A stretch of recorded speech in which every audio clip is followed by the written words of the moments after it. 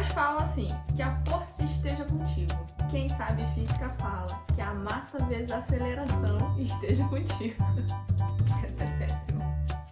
Fala aí, Zé, como é que você tá? A aula de hoje é sobre segunda lei de Newton. Cara, isso tem uma parada que eu acho muito engraçada. É quando você chega pra dar aula sobre leis de Newton, aí tu fala o seguinte, cara, tu já estudou leis de Newton em algum momento? Aí o cara fala assim, pô, já sim. Me fala aí quais são as 3 leis. Aí ele começa, bom, tem uma lei que fala um negócio de ação e reação. É a primeira que o cara lembra, né? Aí eu falo, beleza, terceira lei. Tem um negócio também que fala do corpo ficar parado, continuar parado. Eu acho que é a primeira lei, né? Eu falei, beleza, acertou. Mas a segunda lei de Newton, mas ninguém lembra. Segunda lei de Newton parece que tem um roubo na cabeça do cara, porque ele não lembra de jeito nenhum. Ele fala, cara, não lembro a segunda lei, eu estudei, mas eu não lembro.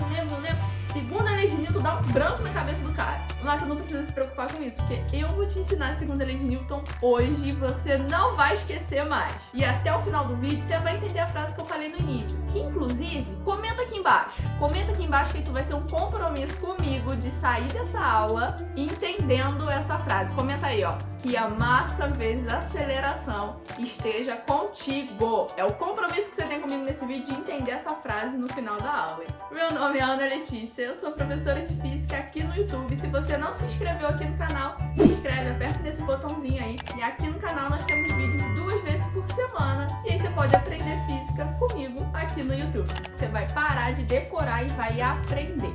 Bora comigo para nossa aula.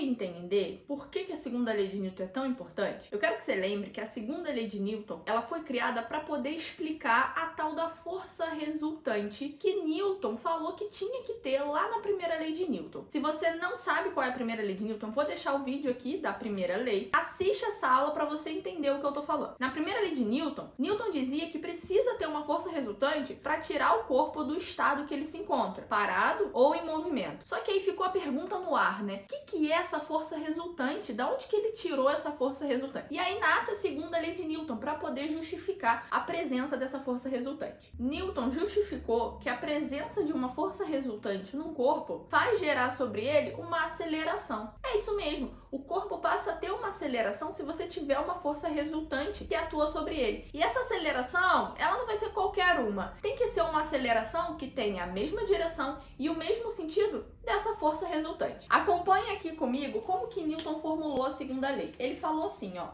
se Fr é a força resultante, então a partícula adquire na mesma direção e no mesmo sentido dessa força resultante uma aceleração. E aí ele escreveu a famosa segunda lei de Newton, que diz que Fr, que é a força resultante, é igual a m vezes a, onde m é a massa e a é a aceleração. Acompanha comigo aqui que a aceleração é um vetor e a força resultante também é um vetor. E são 2 vetores aqui, ó, diretamente proporcionais. Se a força resultante estiver apontando para a direita, significa que você tem uma aceleração também apontando para a direita. Observa que a massa aqui é o único valor que não é um vetor. A massa é uma constante. Que é muito interessante observar que se você aumenta a massa aqui do lado, né, por exemplo, se eu multiplicar esse valor da massa aqui por 2, do lado de cá, na força resultante, esse valor também vai aumentar. No caso, ele também multiplica por 2 aqui, se você multiplicar a massa por 2. Eu tô querendo dizer que quanto maior for a massa, significa que maior vai ser a força resultante, que precisa atuar naquele corpo para poder gerar uma aceleração sobre aquele objeto. Faz todo sentido, né? Se você quer empurrar um guarda-roupa, por exemplo, é diferente se você empurrar uma cadeira. A força que você faz para empurrar um guarda-roupa é muito maior do que uma força que você faz para empurrar a cadeira. Afinal de contas, você gerar uma aceleração no guarda-roupa precisa de uma força maior, porque a massa do guarda-roupa é maior do que se você empurrar uma cadeira. Agora, de repente, você tá aí se questionando, né? Mas, Letícia, o que tem a ver aceleração com força resultante? Simples,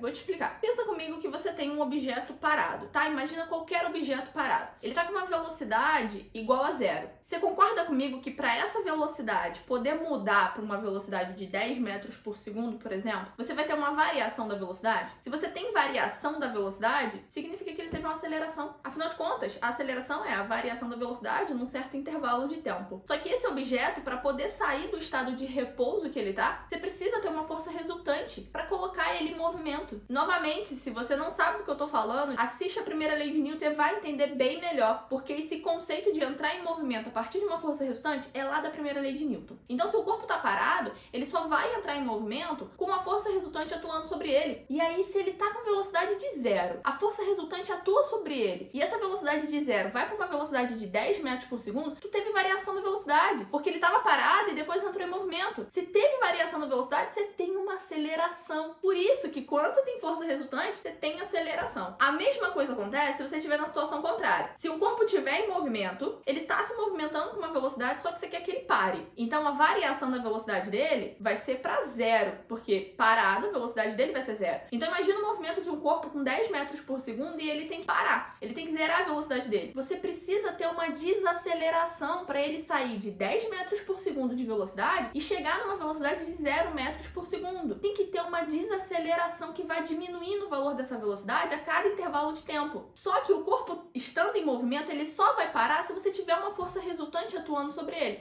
e automaticamente uma desaceleração para ele poder parar no final das contas. Consegue entender como que a força resultante está relacionada com a aceleração? Para o corpo mudar o estado que ele se encontra, parado ou em movimento, você precisa ter uma força resultante. E isso naturalmente pelo que tem que acontecer para ter essa mudança da situação que o corpo se encontra, você precisa ter uma aceleração. Ou para ele entrar em movimento e variar a velocidade para um valor maior, ou para ele parar. Essa é a relação entre força resultante e aceleração. E partindo desse princípio, nós temos dois casos com força resultante que é interessante a gente analisar. Que é o caso quando a força resultante é igual a zero. Até aqui eu tô comentando com vocês o caso em que a gente tem aceleração. Mas e se não tiver aceleração, hein? O que vai acontecer com o raio dessa força resultante se a aceleração for zero? Tem duas situações que podem acontecer e é muito importante você saber, Zé, porque você tem que diferenciar essas duas situações. Vem cá que eu vou te explicar. Quando a força resultante é igual a zero, a gente diz que o corpo está em equilíbrio.